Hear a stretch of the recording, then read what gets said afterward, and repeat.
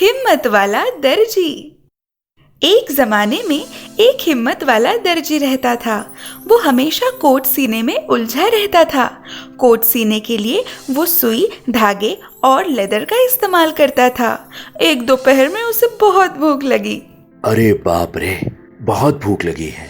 दिन भर मैं कपड़े सी रहा हूँ, मुझे खाने के लिए भी समय नहीं मिला और उसमें ये कोट आज ही पूरा करना है। बाप रे, मुझे कुछ न कुछ तो खाना ही चाहिए। अब तो मेरे पास इस सूखे पाव के अलावा कुछ नहीं है। इतने में उसने बाहर से एक आवाज सुनी, ताजा ताजा मुरब्बा लीजिए, मीठा मीठा मुरब्बा। अरे वाह, अब तो रहा नहीं जा रहा। अरे ओ बूढ़ी अम्मा, इधर आओ और वो ताजा मुरब्बे दो। कितने दूं बेटा? मुझे ना हाँ 4 देना। इस तरह दर्जी भैया ने पाव पर लगाने के लिए मुरब्बा खरीदा, कुछ निवाले खाए, पाव नीचे रखा और फिर अपने काम में उलझ गया। तभी कुछ मक्खियां खुली खिड़की से अंदर आई और चिपचिपे मुरब्बे वाले पाव पर बैठ गई। दर्जी भैया ने पाव खाने के लिए उठाया तो देखा कि उस पर मक्खियां बैठी हैं। वान, मक्खियां? तुम लोगों को क्या लगा ये पाव तुम लोगों का है? अब इससे छुटकारा लेना ही पड़ेगा। फिर दर्जी भैया को गुस्सा आया और उन्होंने अपने पास वाले कपड़े से एक ऐसा फटका मारा कि सातों मक्खियां जमीन पर गिर के मर गई। एक फटके में 7। फिर उसने अपने लिए एक पट्टा ही बना लिया और उस पर सुनहरे अक्षरों में लिखा, एक फटके में 7। अब सारी दुनिया को पता चलना चाहिए कि मैं कौन हूँ और मैंने क्या किया है। लेकिन पहले सफर के लिए थोड़े चीज के टुकड़े ले लेता हूँ, क्योंकि बीच में भूख लग गई तो। फिर दर्जी जंगल की ओर निकल पड़ा। रास्ते में उसे एक छोटा सा पंछी दिखा, जिसे उसने चीज के टुकड़े की तरह अपने पास जेब में रख दिया। आगे जाने पर उसे एक राक्षस मिला। नमस्ते। नमस्ते, इधर से कहाँ जा रहे हो तुम? मैं दुनिया में मेरा सुनहरा भविष्य आजमाने जा रहा हूँ। क्या तुम मेरे साथ चलोगे? पागल हो गए हो क्या तुम? क्यों नहीं? क्योंकि तू छुटकू है। तो क्या हुआ? मैं भले ही छोटा हूँ, लेकिन मैं बहुत ताकतवर हूँ, समझे? तुम और ताकतवर? क्यों बेवजह हंसा रहे हो?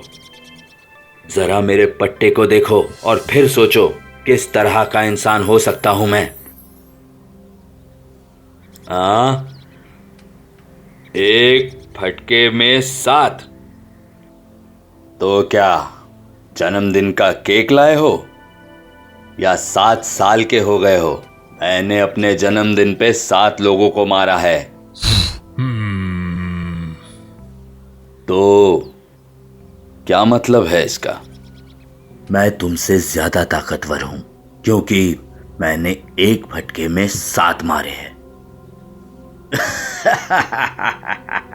मैं राक्षस हूँ, राक्षस, और मैं तुमसे ज्यादा ताकतवर हूँ। फिर राक्षस ने एक बड़ा सा पत्थर उठाया और उसे ऐसा निचोड़ा कि उसमें से पानी बाहर निकला। मुझे नहीं लगता कि तुम ऐसा कर पाओगे। दर्जी भैया ने हंसकर चीज का टुकड़ा बाहर निकाला। मैं मेरे पत्थर से दूध निकाल कर दिखा सकता हूँ। फिर उसने एक चीज के टुकड़े को दूध बाहर निकलने तक निचोड़ा। मुझे अब भी भरोसा नहीं हो रहा। फिर उस राक्षस ने एक पेड़ को जड़ से उखाड़ा और उसका रस बाहर निकलने तक निचोड़ा। ये कोशिश करोगे? इसमें कौन सी बड़ी बात है, ये देखो। फिर दर्जी भैया ने अपनी जेब से हीरे के आकार का कपूर का एक टुकड़ा निकाला और दोनों हाथों पर उसे ऐसा रगड़ा कि थोड़े ही देर में कपूर हवा में घुल गया। अरे, कहाँ गया?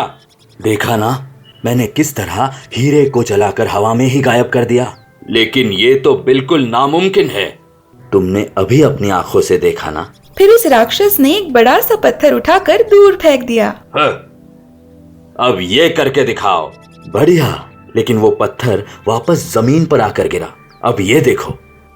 फिर दर्जी भैया ने अपनी जेब से थोड़ी देर पहले रखा हुआ पंछी निकाला और उसे इतनी दूर फेंक दिया कि पंछी हवा में उड़ गया। अरे वाह! और वो पत्थर वापस आया ही नहीं। अरे कहाँ गया? पत्थर तो अब भी हवा में ही है।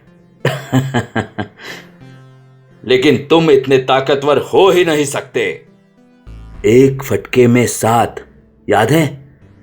तभी वहां के राजा अपने सेवकों के साथ वहां से जा रहे थे। क्या हो रहा है यहाँ? कुछ नहीं महाराज, मैंने अभी अभी इस राक्षस को पकड़ा है। मुझे पकड़ा है? अरे बाप रे! और राक्षस वहां से हमेशा के लिए दूर भाग गया। मैं नहीं बनूंगा एक फटके में 8वां। नहीं नहीं, बिल्कुल नहीं।